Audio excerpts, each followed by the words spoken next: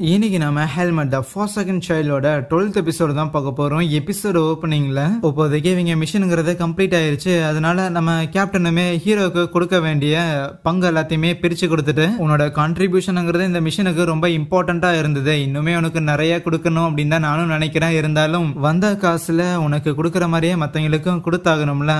அப்புறம் இந்த மாதிரி எங்களோட லக்கேஜுக்குள்ள இந்த ஒரு விஷயம் இருந்துச்சுன்னு சொல்லி ஒரு பைய ஒன்னு எடுத்து கொடுப்பாரு. மத்தவங்க எல்லாம் கேட்டு பார்த்தா அது அவங்களோட பொருள் இல்லைன்னு சொன்னாங்க. ஒருவேளை அது உன்னோடதா தான் இருக்குன்னு சொல்லி ஹீரோ கிட்ட கொடுக்கும் போது அதை வாங்கினவனும் ஆமா அந்த ரூட் ஃபாரஸ்ட்ல இருந்து வெளியில வரும்போது இதை எடுத்துட்டு வந்தேன்ல, சரி ரொம்ப தேங்க்ஸ்ன்னு சொல்லி வாங்கிக்கிறான். அப்போ அந்த ஃபின்னுங்கிற பையன் ஓகேடா ஹீரோ பையா மிஷனுங்கிறது கம்ப்ளீட் ஆயிடுச்சு, அதனால எங்களோட மிஷனரி கார்பரேஷனோட ஹெட் குவார்டர்ஸ்க்கு நாங்க போக போறோம், நீயும் வா உன்னை சுத்தி காட்டுறேன்னு சொன்னா இல்ல மஞ்சிரியா என்னால வர முடியாது நான் அப்படியே பார்த்து கிளம்பலான்னு இருக்கிறேன்னு சொல்லுவானா. என்னது அப்படியே போக போறியா ப்ளீஸ்யா ஒரு தடவை வந்துட்டு போயான்னு சொல்லி அந்த ஃபின் கெஞ்சிக்கிட்டு இருக்க டானியா நிறுத்துறாடி. அவன் போறேன்னு சொன்னா உன்னை பெருசா டிஸ்டர்ப் பண்ணாத.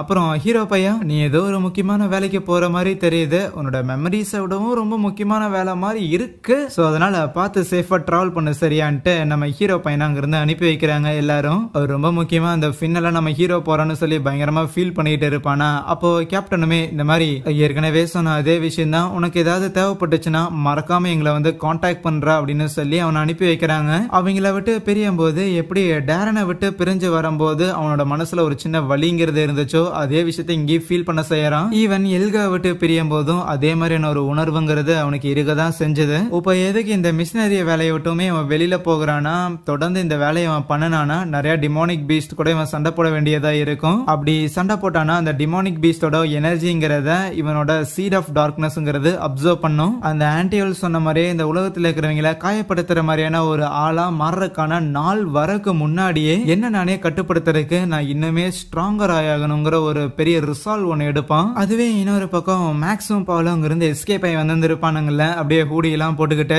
ஓகே இப்போதைக்கு நம்ம உயிரோட இருக்கிறோம்னு சொல்லி கொஞ்சம் ஹாப்பியா இருக்க வேண்டியதான். நம்ம என்ன பண்ணணுங்கிற விஷயம் வெளியில இருக்கிற யாருக்கும் தெரியாதுங்கிற பட்சத்துல திருப்பி இந்த டாரிக்ங்கிற ஸ்குவாட நம்ம ரீபில்ட் பண்ண செய்யலாம், நமக்கு தேவையான புது டேலண்டடான ஆளுங்களை நம்ம திருப்பியும் டீம்ல வந்து ரெக்ரூட் பண்ணிக்கலாம் அப்படின்னு பேசிக்கிட்டு இருக்கும் போதே வெளியில ஒரு விஷயத்த பார்த்து ஷாக் ஆகுறானுங்க. என்னன்னா நம்ம பசங்களா தான் இருக்கும், எப்படி அவனுங்க உயிரோட இருக்கிறாங்கன்னு ஷாக் ஆயிட்டு நம்ம ஃபின்னோட கண்ணில் படாதபடி அங்க போய் ஒழிஞ்சுக்கிறாங்களா. அதுக்கப்புறம் தனியா வெளியில வந்தவனுங்க எப்படி அவனுங்க உயிரோட இருக்கிறாங்கன்னு தெரியல, ஆனா அவனுங்க உயிரோட இருக்கிறானுங்கன்னா கண்டிப்பா நம்ம பெரிய ஆபத்துல பொதுக்கி இருக்கிறோம். கொஞ்ச நாளுக்கு அவனுங்களோட கண்ணில் படாதபடி நம்ம ஏதாவது ஒரு காட்டுக்குள்ள இது போய் ஒழிஞ்சுக்கலாமா அப்படின்னு பேசிக்கிட்டு இருந்தாலுமே இன்னொரு பக்கம் இவனுங்களோட இந்த மிஷினரிங்கிற வேலை கம்ப்ளீட்டா ஊத்தி முடிக்க போகுதுன்னு புரிஞ்சிருச்சு. ஏன்னா இவனுங்க போய் எப்படியும் கம்ப்ளைண்ட் ரைஸ் பண்ணிடுவானுங்க கில்டுல. என்னதான் ஒரு ரேங்க் 2 மிஷினரியா இருந்தாலுமே கில்ட விட்டு தூக்கி விட்டாங்கன்னா டெய்லி சர்வைவலுக்கு என்ன பண்றதுன்னே தெரியாது. முடிஞ்சு போன அந்த மேக்ஸ் புலம்பிக்கிட்டு இருக்கும் போது அதுக்கு அந்த பால் தேவையில்லாம பேசிக்கிட்டு இருக்காத என் பின்னாடி ஃபாலோ பண்ணு என்ற ஒரு ஐடியா இருக்குதுங்கிறான். அதுவே அந்த மிஷினரி ஸ்குவாட விட்டு ஹீரோ வெளியில வந்ததுக்கு அப்புறம் ஒரு கடையில உட்காந்துக்கிட்டு இருப்பானா. கிட்டத்தட்ட ஏதோ 3 நாள் டிராவல் பண்ணி இந்த பர்டிகுலர் ஊருக்கு வந்திருக்கான் போல. எப்பா என்ன இந்த உலகங்கிறது இவ்வளவு பெருசா இருக்குன்னு சொல்லி அவன் பயங்கரமா ஆச்சரியப்படதான் செய்யறானா. ஆனா இப்போதைக்கு அந்த சீட் ஆஃப் டார்க்னஸ் தனக்குள்ள இருக்கு, அதனால தான் இனிமேலும் அந்த மிஷினரி குரூப் கூட இருக்க முடியாதுன்னு சொல்லி தான் வெளியே வந்திருப்பான். சோ இதுக்கு மேல நான் என்ன பண்றது, சும்மா அங்கிட்ட இங்கிட்ட உலாவிக்கிட்டு இருக்கணுமா என்ன, ஆல்ரெடி அந்த கேப்டன் கொடுத்த காசுங்கிறது என்கிட்ட நிறையவே இருக்குது அப்படின்னு சொல்லிக்கிட்டே அந்த சுருக்கு பை இருக்கும்ல அதை அவன் செக் பண்ணக்குள்ள அதுல ஒரு லெட்டர் ஒன்னு இருக்குமா. என்ன அந்த கேப்டன் அந்த ஃபியான் அந்த லெட்டர் எழுதியிருக்கானு பார்த்தா இல்ல அது டேரியனோட தான் இருக்கும். அந்த லெட்டர்ல என்ன இருக்கும்னா, ஒன்ஸ் நீ இந்த லெட்டர் ரீட் பண்ற அப்படின்னாலே கண்டிப்பா நான் இறந்துருப்பேன், அதே நேரத்துல சக்சஸ்ஃபுல்லா நீ இந்த ஃபாரஸ்ட் விட்டு வெளியில போயிருந்திருப்ப அப்படின்னு நான் நம்புறேன். அப்படியே ஒன்ஸ் நீ வெளியில போனதுக்கு அப்புறம் கண்டிப்பா இந்த உலகத்தை நீ ஃபேஸ் பண்றதுங்கிறதே உனக்கு பயங்கர டஃபா தான் இருக்க போகுது. இந்த லெட்டரை நீ ப்ராபபிலி படிச்சுக்கிட்டு இருக்கும்போது கண்டிப்பா எங்க போறதுன்னு தெரியாம அங்கிட்ட இங்கிட்ட இருந்தா உலாவிக்கிட்டே இருப்ப. அதனால நான் ஒரு இடத்த சொல்றேன், கிரீட்டா அகாடமின்னு சொல்லி ஒரு இடம் ஒண்ணு இருக்கு. உன் வயசுல இருக்கிற பசங்க எல்லாரும் மோஸ்ட்லி அங்கதான் என்ரோல் ஆயிருப்பானுங்க படிக்கிறதுக்காக. ஏற்கனவே உனக்கு நிறைய திறமைகள் இருந்தாலும் மனிதர்களை பத்தி தெரிஞ்சுக்கிறதுக்காகவும் உங்ககிட்ட இல்லாத சில விஷயங்களை கத்துக்கிறதுக்காகவும் நீ அங்க போகலாம். ரொம்ப முக்கியமா அந்த அகாடமில நோபல்ஸ் காமனர்ஸ் சொல்லி டிவிஷன்ஸ் எல்லாம் இருக்காது. அந்த காரணத்தாலே உன்னோட பேக்ரவுண்ட் என்னங்கிறத கண்டுபிடிக்க யாரும் விருப்பப்பட மாட்டாங்க. இன்னொரு விஷயம், நீ சும்மா போனோடனே நாங்க சேர்த்துக்குவாங்க அப்படின்னும் கிடையாது. அதனால ஈத்தன்னு சொல்லி ஒரு ஆளை போய் நீ முதல்ல மீட் பண்ணணும். அவன் எனக்கு கொஞ்சம் நல்லா தெரிஞ்ச ஒருத்தன் தான். அதனால நீ என்னோட ஸ்வாட அவங்கிட்ட காட்டு, அதை நீ காட்டினாலே நீ என்னோட ஸ்டூடெண்ட்ங்கிறத புரிஞ்சுக்கிட்டு அவன் உனக்கு தேவையானது எல்லாமே வந்து பண்ணி கொடுப்பான். ஏற்கனவே சொல்லியிருந்தாலும் மறுபடியும் ஒரு தடவை சொல்லிக்கிறேன், நீ காட்டுல இருக்கிறதுக்கும் மனிதர்களோட உலகத்துக்கும் நிறையவே வித்தியாசங்கள் இருக்கும். உங்ககிட்ட இருக்கிற ஸ்ட்ரென்த்தை மட்டும் வச்சுக்கிட்டு மனிதர்கள் உலகத்தில் இருக்கிற எல்லா பிரச்சனையுமே சால்வ் பண்ண முடியும்னு நினைக்க நினைக்காத, அதுக்கு நிறைய வழிகள் இருக்குதுன்னு அந்த லெட்டர் முடிஞ்சிருந்திருக்குமா.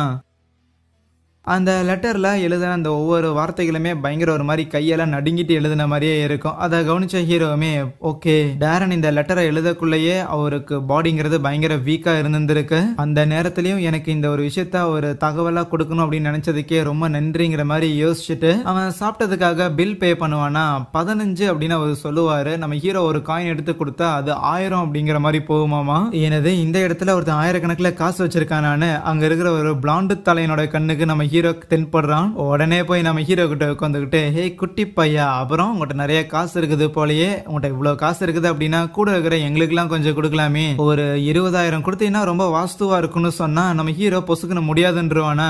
என்னடா சொன்ன, உனக்கு எவ்வளவு தைரியம் இருக்குன்னு சொல்லி அவன் அடிக்கிறதுக்காக கையை உங்களுக்குள்ள அது ஈஸியாவே பிடிச்சிட்டு நான் தான் கொடுக்க மாட்டேன்னு சொன்னேன்ல, ஒருவேளை உனக்கு ஏதாவது காது கீது கேட்காதாடா அப்படின்னு சொல்லும் போது இவனுக்கு அது கலாய்க்கிற மாதிரி போயிரும். மறுபடியும் சம்மகான்ல கூட இருக்கிற இன்னொரு பையன் அடிக்கிறதுக்காக வர அந்த பஞ்ச் அப்படியே மிஸ் பண்ணி விட்டு மூஞ்சிலே ஒண்ணு வைக்கிறான். டேய் யாரா நீன்னு கேட்டா அப்படியே டேபிள வச்சு அவனுங்க எல்லாரையும் படுக்க போட்டுட்டு போய் வேற ஏதாவது வேலை இருந்தா பாருங்க, எனக்கு வேலைகள் இருக்கு, அதை போய் நான் பார்த்தாகணும், எங்க பேச்சை கேட்காம இருந்தா சரி இருக்கட்டும், கண்டிப்பா இதுக்கு நீ அனுபவிக்க தான் போற, இதுக்கு மேலையும் நான் பாட்டுக்கு என்னோட மூட ஸ்பாயில் பண்ணணும்னு விருப்பப்படல, எனக்கு நிறைய சரக்கடிக்கிற வேலையெல்லாம் இருக்குது, ஆனா நைட் டைம்ல வெளியில சுத்தம் போது பார்த்து கொஞ்சம் பத்திரமா போப்பா, எவனாவது முதுகுலைக்கு இது கத்திய சொருகிற போறான்ட்டு அவங்க இருந்து கிளம்பிடுவானா. நம்ம ஹீரோக்கு ஆச்சரியம் தான், பரவாயில்லையே இந்த மாதிரியான சில்லற பசங்க ஊருக்கு 4 பேர் இருப்பானுங்க போலையான்னு யோசிச்சுட்டு அவன் இதே ஹோட்டல்ல ஸ்டே பண்ணலான்னு இருந்திருப்பானா. அதனால அவனோட ரூமுக்கு போகலான்னு பார்த்தா அங்க இருக்கிற வெயிட்டர் நம்ம ஹீரோவை உடனடியே இந்த ஊரை விட்டு போங்கன்னு சொல்றான்.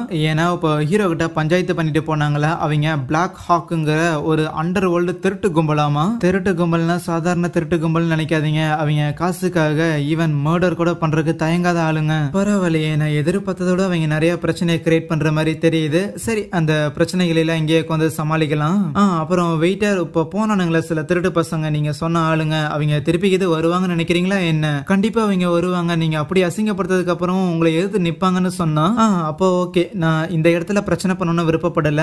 இன் சம் கேசஸ் அவங்க இங்க வந்து நான் எங்கன்னு கேட்டாங்கன்னா இங்க பக்கத்துல இருக்கிற காட்டுக்குள்ள தான் போயிருக்குங்கிற மேட்டரை சொல்லிருங்க. அப்புறம் கூடவே எனக்கு ஒரு ரூம் வேற புக் பண்ண சொல்லியிருந்தேன்ல, அதையும் ரெடி பண்ணி வைங்க, கூடிய சீக்கிரம் வருவன்ட்டு போவானா. இப்போ அந்த திருட்டு கும்பலும் ஹீரோவை மட்டை பண்ணலான்னு சொல்லி ஆளுங்களை சேர்த்துக்கிட்டு இருக்கும்போது தலையில கட்டு போட்ட ஒருத்தன் இருப்பான். அவன் என்னன்னா தலை அவன் ரொம்ப ஸ்ட்ராங்கா இருக்கிற மாதிரி தெரியுது, அதனால போய் நம்ம வம்பு வச்சுக்க வேணாம் அப்படின்னு சொல்லிட்டு இருக்கும் போதே ஆல்ரெடி அவங்க குரூப்ல ஒருத்தன் போயிட்டு இப்படி விசாரிச்சுட்டு வந்திருக்கான் போல, ஹீரோ வந்து காட்டுக்குள்ளதான் போயிருக்காங்கிற மேட்ரை. ஓ, அந்த காட்டுக்குள்ளிய தேவையில்லாம தவறான ஒரு இடத்துல போய் அவன் ஒளிஞ்சிருக்க போயிட்டான், அந்த காடுங்கிறது நம்மளோடதுன்னு அவனுக்கு தெரியாம போயிருச்சுன்ட்டு அவங்க எல்லாரும் ஹீரோவை தண்டிக்கிறதுக்காக வரானுங்க. அதுவே ஹீரோ பையன் ஸ்டார்டிங் சாப்டர்ல காமிச்ச அதே சீன் தான். அந்த மிஷனரி ஸ்குவாட் கூட இருந்திருப்பான்ல, அவங்க கிட்ட இருந்துதான் இந்த வில்லம்ப விடுறதெல்லாம் கத்துக்கிட்டு இருந்திருப்பான் போல, அதுக்கான விஷயங்கள் எல்லாம் தயார் பண்ணிட்டு மத்த ஹியூமன்ஸோட உயிரை யோசிக்காம சில ஹியூமன்ஸ் எடுக்கிறாங்க. அதே சில ஹியூமன்ஸ் அவங்களோட உயிரை பணைய வச்சு கூட இருக்கிற மத்த ஹியூமன்ஸை காப்பாத்துறாங்க. என்னால மனிதர்களை சுத்தமா புரிஞ்சுக்கவே முடியல. இருந்தாலும் டேரியன், ஹியூமன் வேர்ல்ட்ல எல்லா ப்ராப்ளமையும் ஸ்ட்ரென்த்தை யூஸ் பண்ணி சால்வ் பண்ண முடியாதுன்னு சொன்னீங்கல்ல, அத என்னால மறுக்க முடியல. இருந்தாலும் இப்போதைக்கு என்ன கொலை பண்றதுக்காக கத்தியும் கடப்பாரையும் எடுத்துட்டு வர ஆளுங்களை நானும் என் ஸ்ட்ரென்த்தை யூஸ் பண்ணி சமாளிக்கிற தவிர வேற வழி தெரியலன்னு சொல்லி அவங்கள மட்டை பண்றதுக்காக போயிருந்திருப்பான். பிளஸ் அங்கே இந்த ஒரு எபிசோடை முடிச்சுக்கிறேன். வீடியோ பிடிச்சிருந்துச்சுன்னா மறக்காம இந்த வீடியோக்கு லைக் கொடுத்துட்டு அடுத்த எபிசோட மிஸ் பண்ணாம பாருக்காக சேனலை சப்ஸ்கிரைப் பண்ணி வச்சுக்கோங்க. சரி, தேங்க்யூ.